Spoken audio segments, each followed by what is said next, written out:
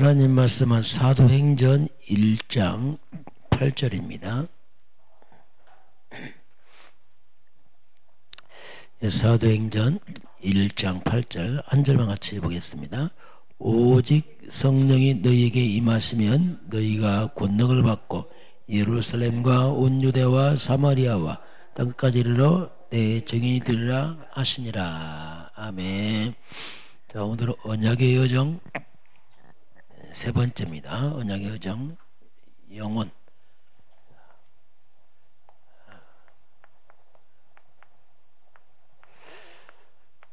이제 그리스도 안에 있으면 언약의 여정 속에 이미 와 있는 겁니다. 그것은 영원한 겁니다. 우리 육을 상관 다 없어져 버려요. 아무리 열심히 살아도 다 없어집니다. 그러나 이제 언약의 여정을 가는 것은 영원히 남는 겁니다. 자, 그럼 먼저 다윗입니다. 다윗의 인생 여정입니다. 다윗이 어떤 그 여정을 쭉 보게 되면 다윗은 그의 고향이 태어난 데가 베들레헴입니다. 베들레헴 여기는 왜 이렇게 중요하냐면 여기가 바로 그리스도 올 땅입니다. 미가서 5장에 이미 예언된 에브라임 베들레헴이야. 네가 유다족도 작을지라도 거기서 태초의 근본 메시아가 올 것이다. 그래서 그 예언대로 누가복음 2장 4절 보게 되면 메시아를 잉태한 요셉과 마리아가 갈릴리에서 이제 베들레헴 올라가죠. 로마 황제가 호적합니다. 호적을 명령하니까 올라가는 겁니다. 모르고 갔지만 그게 말씀 성취입니다. 베들레헴 한마디로 이르면 그리스도입니다. 이 그리스도 언약으로 충만한 다윗입니다. 어릴 때부터. 이게 중요합니다. 어릴 때 뭐가 들어가느냐. 창세기 3장으로 태어났지만 다윗은 바로 창세기 3장 10을 사단을 멸한 여자였은 그리스도로 충만하죠. 어릴 때부터 어린 시절에 이제 이 복음이 완전히 각인된 다윗입니다. 자라면서 이제 아버지 이새가 이 다윗을 아주 규모 있게 키웁니다. 그리스도는 뭐냐면 영성이라면 이제 삶의 규모를 가르치죠. 이새가 막내 아들 다윗을 양을 치도록 하죠. 이건 일의 규모입니다. 다시 말하면 전문성. 어릴 때부터 뭔가 자기 하는 일에 전문성 갖추는 이게 이제 지성이죠. 그러면서 크면서 이제 형들이 군대 가니까 심부름 시킵니다. 천부장 가서 증표를 받아라. 그 인간관계거든요. 어릴 때부터 아주 인간관계 이게 이제 인성이죠. 이런 부분을 잘 이렇게 심부름을 통해서 이제 아이를 교육을 시키는 거죠. 그래서 인간관계는 우리가 상 윗사람 관계, 하 아랫사람 관계, 좌우 옆사람 관계 이걸 잘해야죠. 윗사람 관계는 존경하고 아랫사람은 배려하고 좌우는 잘 소통하면 됩니다. 이게 인간관계의 근본이죠. 그런데 일반적으로 하나님은 위에서 복을 주기 때문에 상사를 때 복이 와요. 윗사람. 이런 부분을 잘해야 됩니다. 아랫사람은 약한 자는 이렇게 도와주면 되고 배려하고 좌우는 잘 소통하는 이런 부분을 이제 다 교육을 받죠. 그러면서 다윗의 결정적인 만남이 뭐냐면 사무엘입니다. 사무엘과 만남이 다윗 인생의 아주 결정적인 전환점이 됩니다. 사무엘은 뭐냐면 그 시대 최고의 영적 지도자입니다. 참 복음 가진 전도자, 목회자 사무엘을 만나면서부터 사무엘이 미션 줍니다. 너는 앞으로 왕이 될 것이다. 미리 이제 암달을 얘기하죠. 왕이 될 것이다. 왕이 되면은 반드시 언약궤를 둘 성전을 건축해라. 이게 이제 다윗에게 어릴 때 선지할 때 준 미션입니다. 여기서 이제 왕의 목적 아닙니다. 가장 중요한 건 뭐냐면 성전 건축. 그 성전 건축 왜 중요합니까? 언약궤. 언약 전달하죠. 언약 궤를 둘 성전 건축. 이 부분을 이제 다윗이 딱 마음에 두게 되죠. 이걸 가지고 다윗이 이제 그런 거죠. 우리 어린 렘넌트들에게처럼 그 아이에 맞는 이런 달란트를 찾아주고 미션을 줘야 돼요. 그래 그 애들이 흔들림이 없습니다. 정체성을 갖고 살아가는 거죠. 그러면서 이제 청년 때는 이제 왕이 되기 직전에는 하나님이 이제 훈련을 시키는 거죠. 실제로 이제 왕의 그릇을 딱 준비시키는 겁니다. 그리고 자세를 갖추게 하죠. 아무나 왕이 되는 게 아니죠. 거기 걸맞는 준비를 해야 됩니다. 우리도 똑같습니다. 거기에 맞는 준비를 해야 돼요. 딱 주어졌을 때 감당해야 되는데 그릇 준비가 안 되면 자세가 없으면 안 되는 겁니다. 아무나 갖다 시켜줬거든요. 우리도 하나님께서 저와 여러분도 훈련을 시킵니다. 자꾸. 이제 우리 집사님도 똑같이 여러분도 훈련시킵니다. 과거와 다릅니다. 과거는 그냥 고통했지만 지금 훈련은 뭐냐면 하나님이 나를 쓰려는 훈련이 필요해요. 그게 어려움 당할 때 우리가 속으면 안 됩니다. 어려움이 뭐냐, 이 훈련이 이게 응답입니다. 문제가 이제 지금부터는 다른 차원의 이제 생각해야 돼요. 그냥 고난이 아니고 생각해야 됩니다. 지금부터 우리가 하는 많은 문제들 생각을 해야 돼요. 돈이 많으면 좋겠다. 다 그 틀린 얘기입니다. 그런 건 안 맞는 얘기예요. 왜냐하면 육신전도 패내버리면 훈련이 안 돼요. 군인 갔다가 막 벤치 채용되고 군인 해보세요. 군인은 호텔 재고 해보세요. 훈련 되겠어요? 안 됩니다. 훈련은 훈련답게 해야 돼요. 그래서 이제 욥기서 23장 10절에 욥이 고난당할 때 고백입니다. 이때 욥은 큰 어떤 문제보다는 나의 가는 길을 하나님 아십니다. 똑같죠. 주님 아셔요. 문제를. 나를 연단하신 후에 내가 정금처럼 나올 것이다. 그래서 이제 훈련이 뭐냐면 연단해서 정금처럼 나게. 정금이란 말이 뭐냐면 순도 높은 금을 말하죠. 거의 100% 가까운 순도 높은 금을 만든 거죠.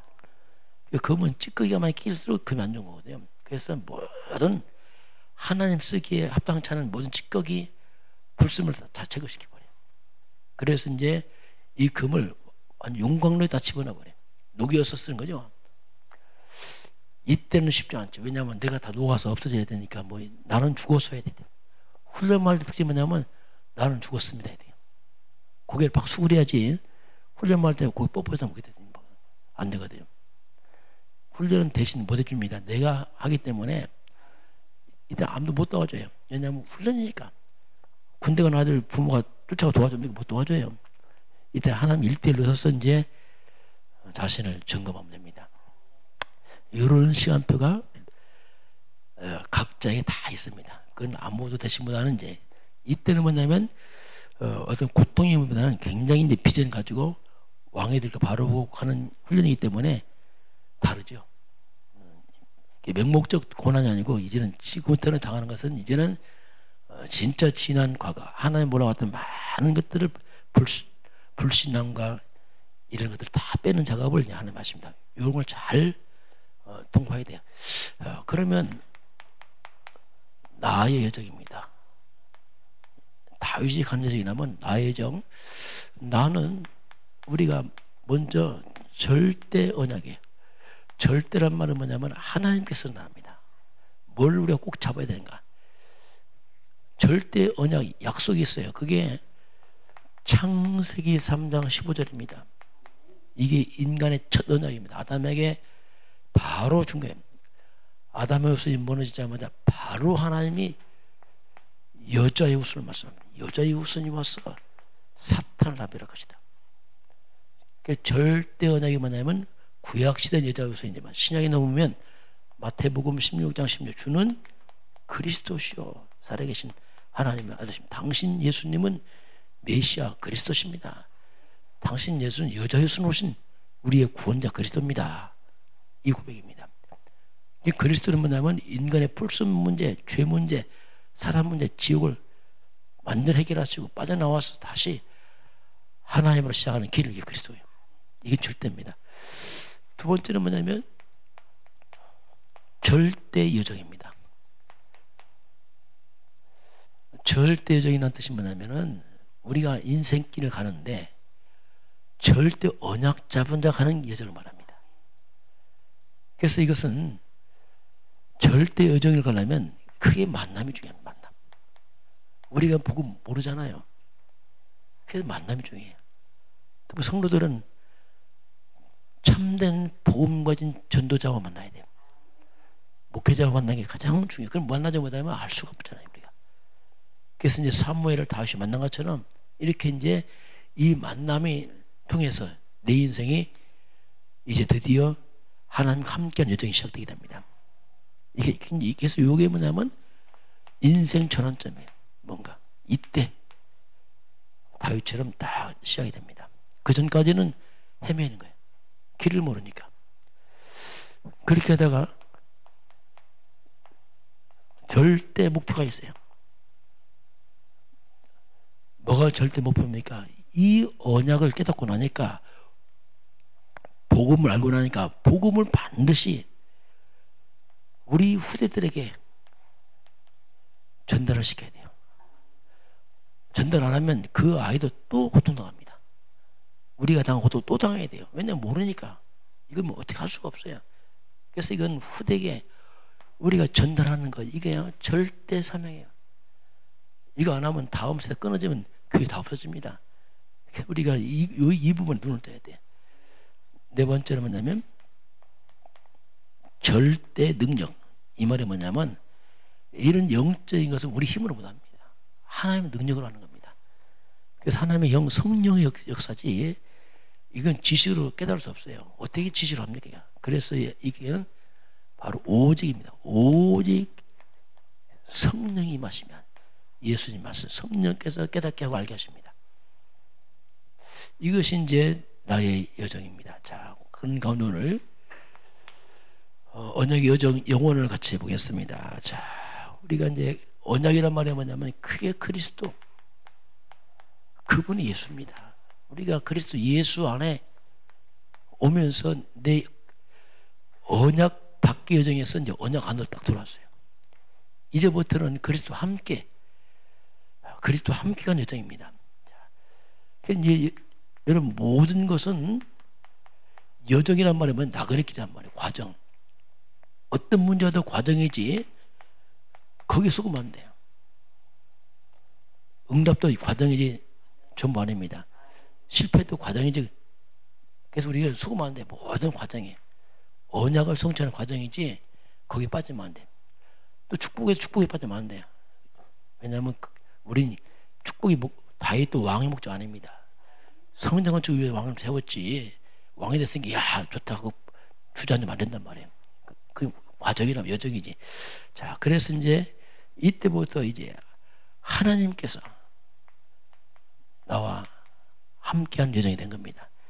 예수 그리스도가 나와 함께, 성령이 지금 나와 함께하는 여정입니다.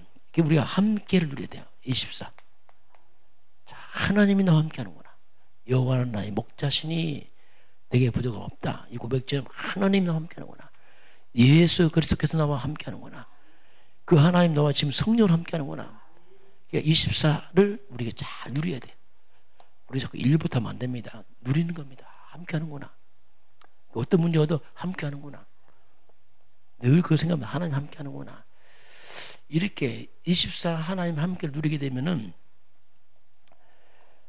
반드시 승리합니다. 함께하니까 어떤 문제 왔을 때 그 문제도 하나님 함께하거든요. 문제 아닙니다. 함께 다 주님 계획이 있으니 지금부터는 모든 게 하나님 계획이야.